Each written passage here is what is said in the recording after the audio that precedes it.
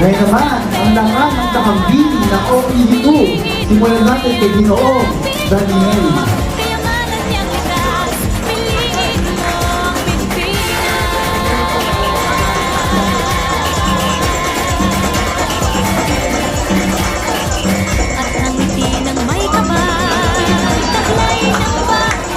Ngayon naman, takambini binibini.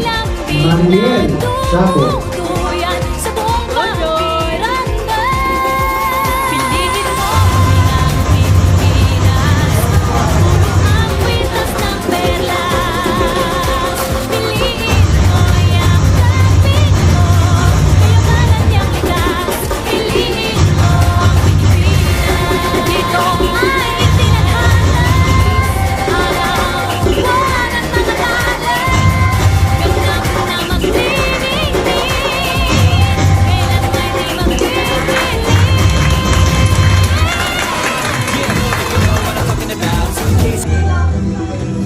Maayong buntag ka natin tanan.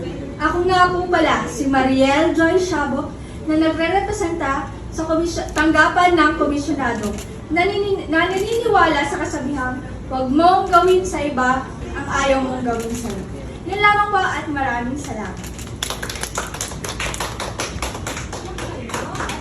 Mabuhay at maadyong adlaw.